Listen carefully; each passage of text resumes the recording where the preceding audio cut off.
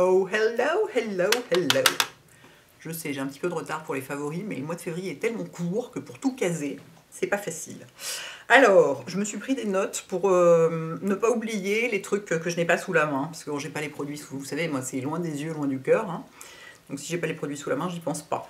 Donc d'abord, chez Netflix, parce que comme vous savez, Netflix, voilà, je ne pourrais pas vivre sans, hein.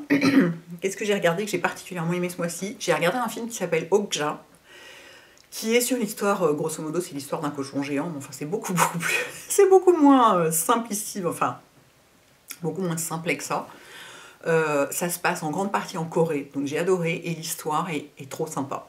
C'est, je crois que c'est une, oui, c'est une production originale Netflix, et c'est vraiment génial. En plus, il y a, évidemment, je perds son nom au moment où je veux le dire, cette actrice absolument incroyable, Tilda Swinton, qui joue dedans, qui est géniale, complètement glaçante et tout, qui joue hyper bien, et voilà, c'est une très jolie histoire.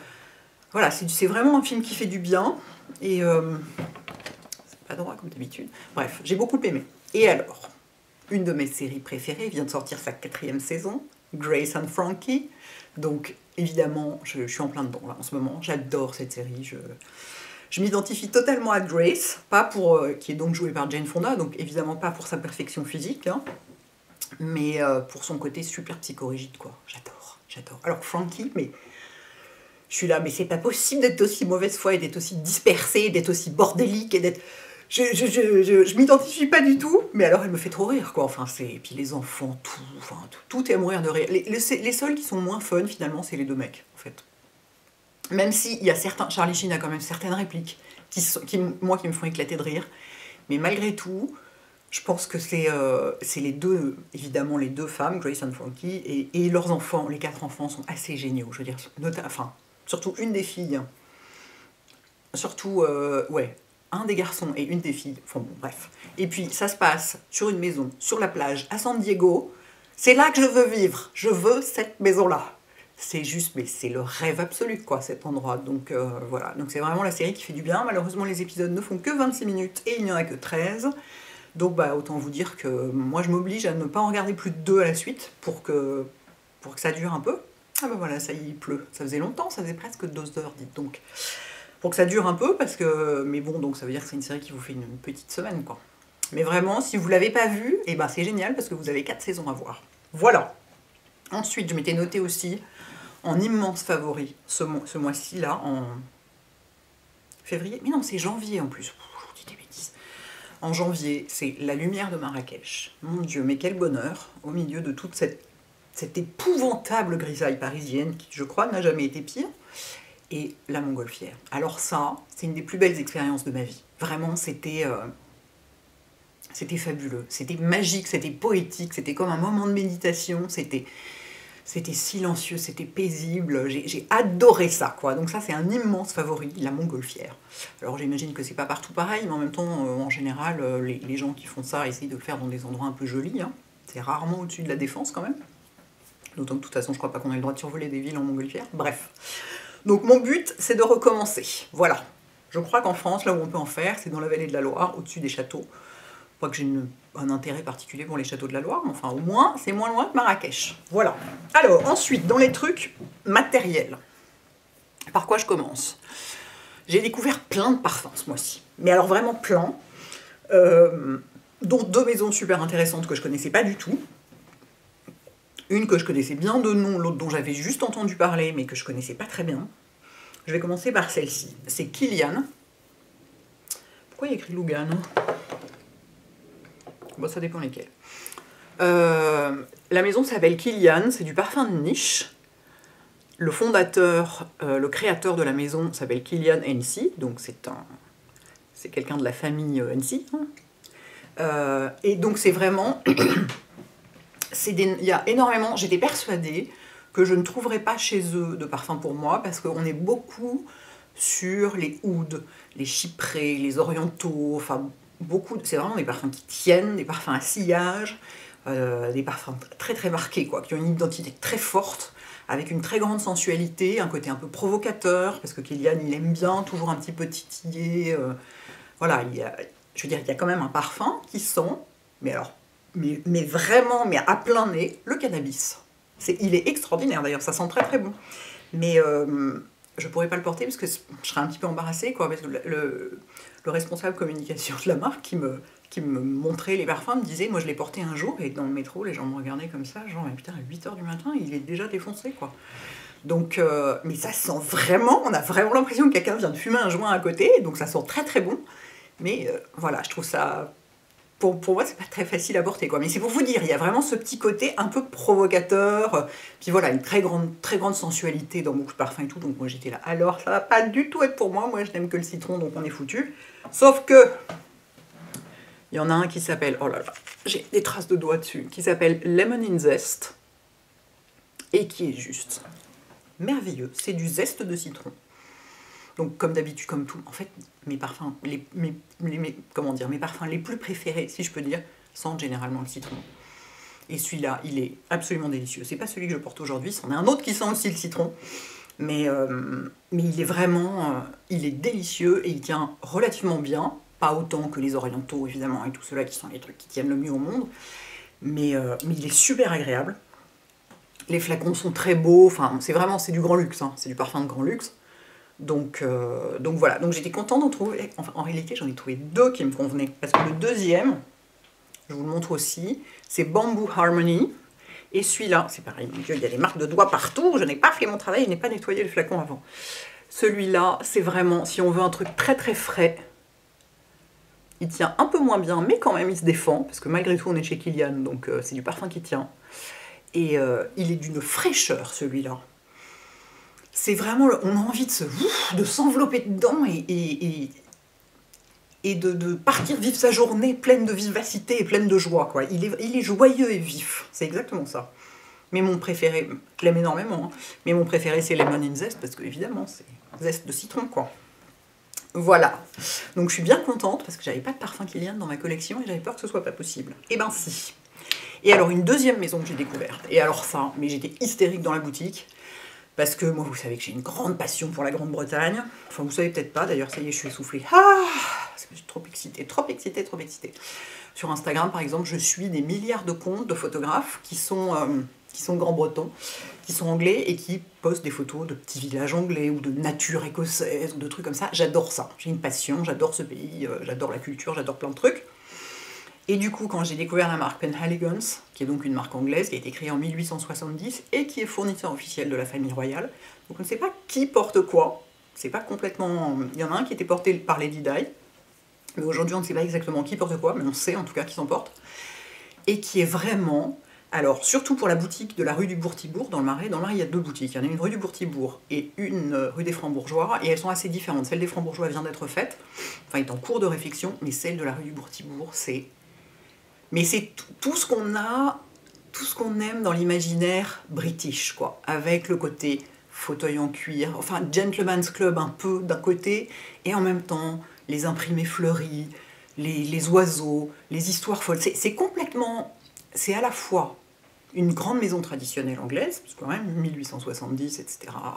C'était un barbier à la base qui a commencé à créer des parfums, et en même temps le petit côté barré british, vous voyez, avec des histoires incroyables autour des parfums.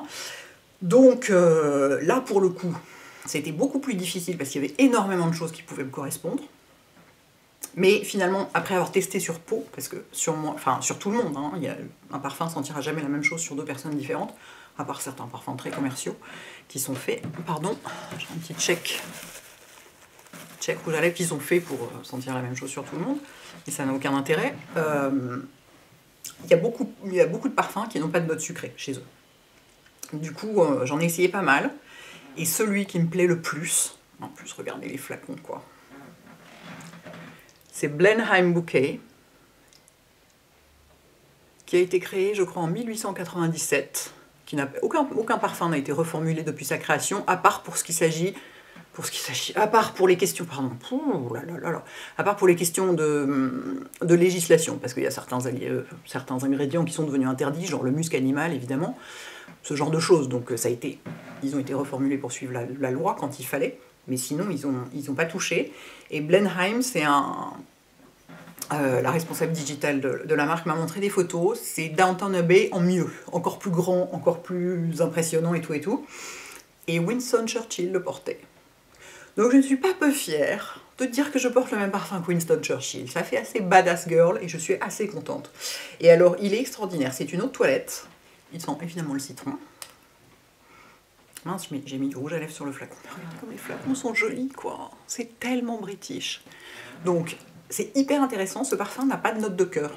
Il a des notes de tête et des notes de fond. C'est tout. Parce qu'à l'époque, on faisait comme ça. Et bah, du coup, il est toujours comme ça. Et donc, en note de tête, il y a de la lavande et du citron. Et en note de fond, il y a du pain et je sais plus quoi. Mais je vous mettrai un lien vers le site et vous verrez. Mais il sent quand même essentiellement le citron.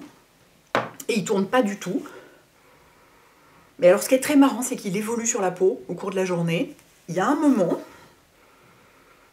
le premier jour où je l'ai essayé, et là, c'est en train de faire ça. Au début, il sent très fort le citron. Il y a un moment, en ce moment, il en est presque...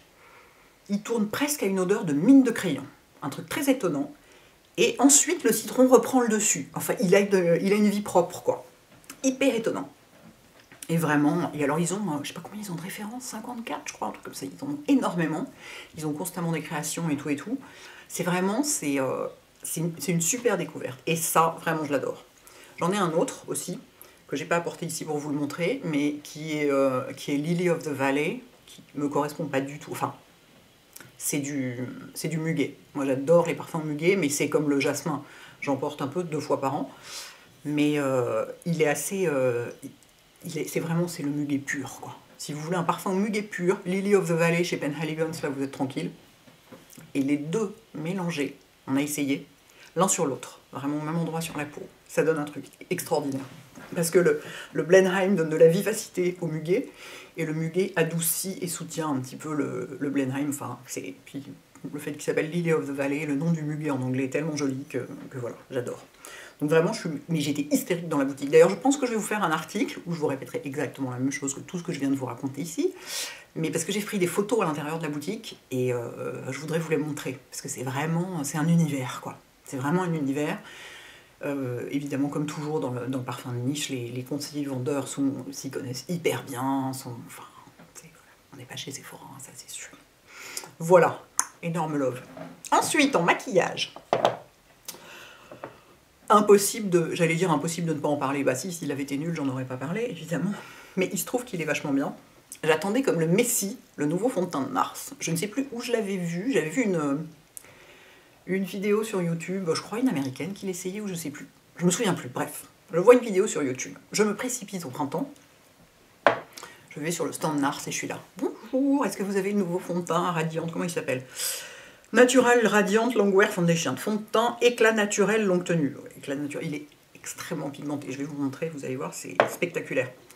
Est-ce que vous l'avez reçu? Alors la fille me dit, oui, je l'ai dans mes tiroirs, mais normalement il n'est pas encore sorti, donc je ne suis pas censée le vendre. J'étais là, je vous en supplie, vendez-le-moi, vendez-le-moi, vendez-le-moi, il a l'air trop beau, je veux l'essayer, tout et tout. Ça, je savais évidemment que le bureau de presse allait me l'envoyer, hein, mais je ne pouvais pas attendre, il me le fallait tout de suite. Donc, oui, non, quoi, j'ai dit au bureau de presse de ne pas me l'envoyer. Je lui ai dit, c'est pas la peine, je suis allée l'acheter, c'est bon. Et donc, elle a été voir sa responsable et elle a dit, bon, d'accord, je vais vous le vendre et tout. J'étais là, merci, you made my day, tout ça, enfin, complètement hystérique comme d'habitude. Donc, c'est évidemment celui que je porte aujourd'hui. Alors, ce qui est bien, donc, c'est un fond de teint qui est quand même extrêmement couvrant, tout en ayant de la lumière dedans, comme vous voyez. Moi, je trouve qu'il ressemble, si vous voulez une référence de quelque chose que vous connaissez déjà, il ressemble beaucoup au Power Fabric d'Armani, mais sans doute encore plus couvrant. Je vais vous montrer. Moi, j'en mets 2 pompes pour tout le visage, sachant que si vous êtes une personne normale qui a besoin de moins de couvrance, une pompe devrait suffire.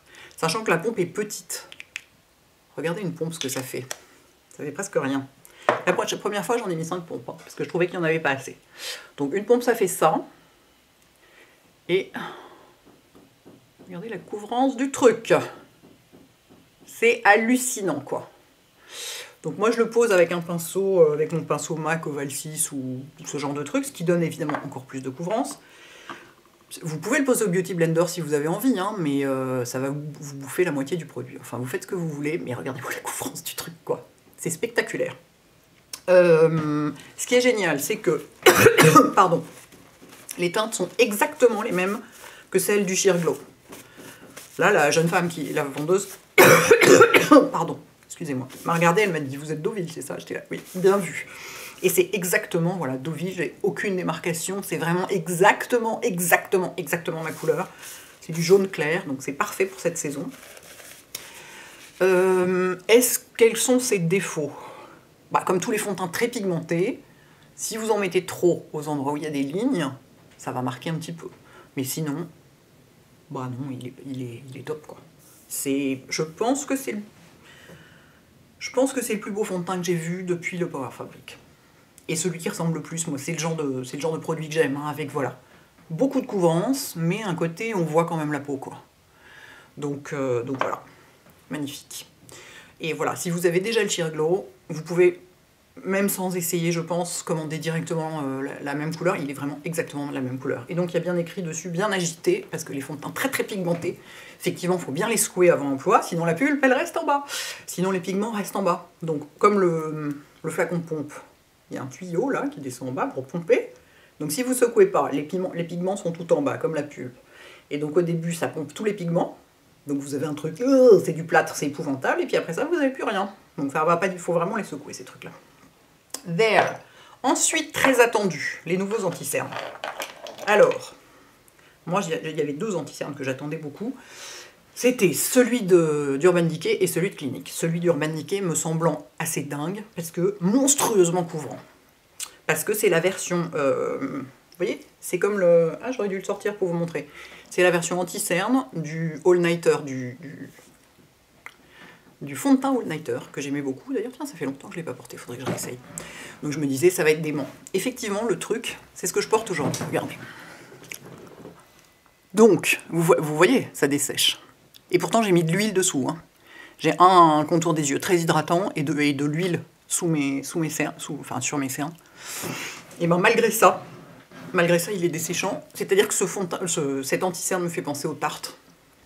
Mais vraiment, pour moi, c'est quasiment un dupe, sauf qu'il n'y a pas de parfum. Regardez. Voilà. Couvrance de dingue. Là, j'en ai mélangé 2. Parce que celui-là est trop foncé, l'autre est trop clair. J'ai mélangé le Light Warm et le Fair Warm. Donc 2 jaunes, mais plus ou moins foncés.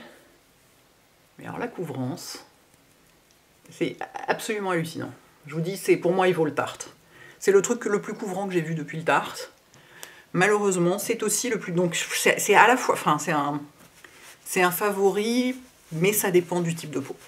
Parce que moi, malgré tout, au quotidien, je continue à porter le mélange de ces deux-là. Hein, donc, celui-là qui n'existe plus chez Shiseido et celui-là de Estée Lauder, parce que je ne me retrouve pas avec mon mélange. En fin de journée, ça reste ouf, comme une couche qui n'a pas bougé à cet endroit-là. Alors que ça, vous voyez, je l'ai posé il y a une demi-heure, 1 heure, juste avant de faire la vidéo. Et ça commence, il y a déjà des petites... vous voyez? Attendez. Vous voyez? Ça marque un peu déjà. Donc je pense que cet anti-cerne est génial si vous avez 20 ans et où le contour d'œil pas desséché. Ou que vous n'avez pas 20 ans mais que vous n'avez pas vraiment aucun problème de ridule ou de dessèchement du contour d'œil. Parce qu'il est vraiment... il est à la fois génial en couvrance. Pardon.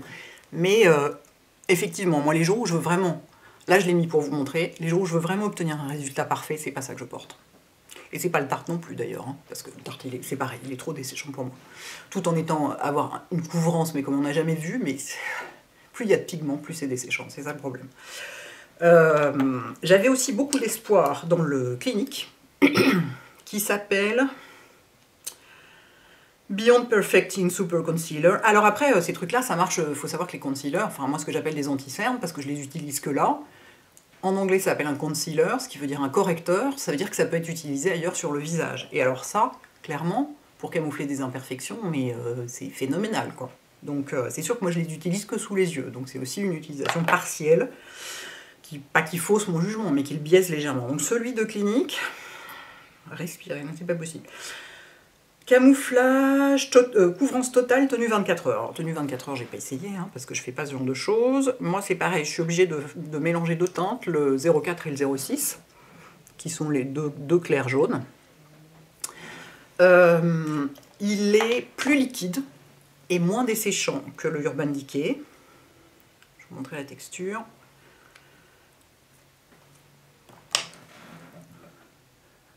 Et il n'y a pas de parfum hein, non plus. De toute façon, il n'y a pas de parfum parce que c'est clinique. Regardez, regardez la couvrance. C'est rare de voir ça chez une marque un peu... Vous voyez, quand même, on voit plus ça chez les marques de maquillage que chez les marques de soins. Pour moi, Clinique est une marque de soins. Bon, après, peut-être pas nécessairement, mais vous voyez, il est quand même vachement couvrant. Il est moins desséchant que sur moi, que le Urban Decay, mais malgré tout, il reste pas aussi parfait sur moi que ce mélange-là. C'est pareil, je mets une goutte d'huile dessous, obligé, j'ai essayé sans huile. C'est pour ça que ça fait genre une semaine que je les ai et une semaine que je fais des tests. Avec tel contour d'œil, avec huile, sans huile, sur tel fond de teint, sous tel fond de teint. Enfin, j'ai fait des milliards de tests. J'en suis arrivée à la conclusion que l'un comme l'autre avait un côté desséchant et qui restait pas... Ah, et qui marque un petit peu un tout petit peu les ridules. Après, bah, si vous n'avez pas de ridules, mais allez-y, profitez-en quoi. Si vous êtes jeune et que vous avez des cernes très marquées, ces anti-cernes seront géniaux pour vous. Donc celui-ci est beaucoup moins pâteux à l'application. L'autre, enfin le Urban Decay, c'est hallucinant, il est presque sec. Il est presque solide comme matière, alors qu'il est quand même en flaconnette. Celui-ci est plus liquide, donc il met un peu plus de temps. Il met un peu plus de temps à sécher. J'ai pas poudré mon contour d'œil, hein, évidemment, je le fais jamais. Il met un peu plus de temps à se poser, quoi, et à sécher. Mais après, il se comporte relativement de la même manière, c'est-à-dire qu'il est très couvrant. Il marque un petit peu les ridules quand même. Il y a quand même... ça reste... J'ai toujours pas trouvé la perfection pour remplacer mon mélange, là, mon combo. Sur moi, en tout cas. Hein. Sachant que voilà, j'ai presque 48 ans, donc forcément, j'ai les marques de mon âge, hein, c'est inévitable. Mais lui, c'est pareil. Je pense que pour une peau jeune et assez marquée, génial, quoi. Mais vraiment génial. En revanche, sur le visage, pour couvrir les imperfections, je pense qu'il faudra le poudrer. Lui, par contre, c'est pas la peine de le poudrer, hein, nulle part. Même pas sur le visage. C'est hallucinant. Il est vraiment hallucinant. Donc voilà, c'est des demi-favoris. C'est-à-dire que je trouve que le produit est super réussi. Après, pour moi, c'est pas ce que je vais porter tous les jours. C'est parce que je vais privilégier si je veux avoir un teint vraiment parfait. Parce que j'ai une problématique très particulière. Voilà, j'ai pas 20 ans, j'ai le contour des yeux hyper sec. Enfin, il y a plein de trucs qui rentrent en ligne de compte. Si j'avais 20 ans et zéro problème, évidemment que je trouverais que c'est les meilleurs produits du monde. Donc il faut vraiment tenir compte de tout ça. Ensuite, dernier favori, tout le mois quasiment, j'ai porté ce vernis qui était une édition limitée qui s'appelle Le Nu. Enfin, qui était dans la collection des mat d'Yves Saint Laurent, qui s'appelle Le Nu. On ne voit rien évidemment, hein, avec la pluie qui s'est mise à tomber. Qui est donc un bois de rose, quoi, en quelque sorte. Et je pensais qu'il était épuisé partout. En fait, je vous ai trouvé un site internet qui le vend encore. Donc je vais vous mettre un lien dessous. Et du coup, je cherchais dans ce que j'avais ce qui pouvait lui ressembler. Et j'en ai trouvé un qui n'est pas complètement identique, mais qui est dans la même... C'est le même genre d'idée, en tout cas. Qui est le Budapest de Mavala. Qui est moins rose, mais qui est extrêmement joli. Parce qu'en plus, c'est celui que je porte aujourd'hui. Regardez. On va faire un petit focus. Il est hyper joli. C'est un peu un nude foncé, quoi, quelque part. Et ce qui est extrêmement joli, c'est qu'il il a des toutes petites nacres dedans. Donc il n'est pas pailleté, il n'est pas nacré, il n'est même pas métallisé, mais moi je dirais qu'il est perlescent. Vous voyez ce que je veux dire? Parce qu'on le voit aussi sur mes ongles. Vous voyez? C'est mini nacre. Il est hyper joli. Et ben j'ai porté que des trucs comme ça pendant tout le mois. Et sachant que celui-là, comme j'ai pas envie de vernis mat en ce moment, je mets un top coat normal dessus. Un top coat brillant, quoi. Voilà, donc j'ai ces deux... vraiment, j'ai été à fond, j'ai porté que ce genre de vernis tout le mois. Et j'étais contente de trouver, pas un dupe, parce que c'est pas la même couleur, mais c'est la même ambiance, disons. Beaucoup moins cher, et voilà. Et le petit pinceau Mavala, il est super bien foutu, il est facile à poser. Ah oui, très important, j'en ai une seule couche, du Budapest, là. Parce qu'il est tellement couvrant et tellement pigmenté, j'ai posé une couche et j'étais là, bah c'est bon, je peux m'arrêter en fait. Pas besoin de m'embêter en mettre une autre. Et en plus, ça lui garde une certaine légèreté, pas une certaine transparence, mais presque. Je me disais, si je mets une deuxième couche, ça risque de le rendre un peu, pas plâtreux, parce qu'il y a les nacres dedans qui empêchent ça, mais il y a certains vernis qui sont plus jolis en une seule couche que deux. C'est rarissime, hein. Normalement je mets toujours deux couches, mais là voilà. Voilà, c'est tout. Un petit mot à propos de mon mascara, parce que c'est pas le mascara habituel. Il vient d'arriver, donc je me suis jetée dessus pour l'essayer. C'est le nouveau mascara de Benefit. J'ai reçu, mais vraiment, 10 minutes avant de faire la vidéo. Donc j'étais là, ah bah oui, évidemment, je t'essaye tout de suite, toi. Bad Gal Bang, c'est celui qui est censé être hyper volumateur. Je sais pas quoi. Alors effectivement, je vais quand même essayer de faire un zoom plutôt que de me lever. Hein. Tant qu'à avoir de la technologie, autant l'utiliser. Voilà. Attendez, trop zoomé, voilà. Un seul passage. Alors, moi ce qui m'ennuie, c'est qu'il tient moins bien la courbure que mon Clinique préféré. Mais alors, si vous en foutez un peu de la courbure, un seul passage, quoi. Effectivement, c'est impressionnant. Je vais vous montrer la brosse. There. Et en plus, la brosse est géniale. Vous ne pouvez pas vous la foutre dans l'œil parce qu'elle est toute petite. Regardez la brosse. Elle est toute petite et elle est... Sur quoi je vais pouvoir... Si, je vais le faire avec un Kleenex, je vais vous montrer. Il faut que je mette devant mon visage pour qu'on me voit. Vous voyez, elle est flexible. Donc vraiment, on peut passer partout. On peut en mettre en bas si on veut. Moi, j'ai mis mon Clinique habituel en bas. Mais vraiment, la brosse est démente. Et je vous dis, là, j'ai fait un seul passage. Tiens, si j'essayais en direct d'en faire un deuxième pour voir ce qui se passe. Si on en fait un deuxième, ça fait un petit peu des paquets. Il faut y aller mollo. Bon, après ça, il est neuf. Hein. Je viens de recevoir, il sort de sa boîte. Mais là, clairement, je dois dire que pour le volume, je pense que tout le monde est enfoncé. Hop. Ouais, c'est un petit peu paquet en deuxième passage... Sur produit sec, oui, non, là sur l'œil droit, ça ne marche pas du tout. Il faut dire que mes cils, mes cils de l'œil droit sont complètement chiants, font n'importe quoi. Hop, ils sont beaucoup plus difficiles à travailler que ceux de l'œil gauche, pardon. Bon, cela dit, ça marche quand même. Hein. Après, moi, quand je fais 2 passages, je les fais à la suite, pendant qu'il est encore légèrement humide, parce que c'est souvent plus difficile de faire plusieurs passages sur un truc déjà sec, souvent ça clump un peu. Mais ça, c'est vrai que voilà, j'aurais aimé qu'il tienne plus la courbure. Mais je vous le signale, parce que je sais que vous allez me demander quel mascara je porte, et comme c'est précisément pas celui de... Pas le habituel, et que en plus, je pense que c'est un truc dont tout le monde va parler. Comme ça, je prends les devants. Je n'aurai pas besoin d'écrire d'article dessus, comme ça, c'est fait. Voilà. Voilà, j'ai fini. Donc, bah voilà. Que du teint, du parfum et des ongles, en fait, ce mois-ci. C'était ça. C'était janvier. Bah écoutez, j'espère que vous allez bien, que vous survivez à la météo. Moi non, je vous le dis tout de suite. Enfin, il paraît que la semaine prochaine, il va faire beau.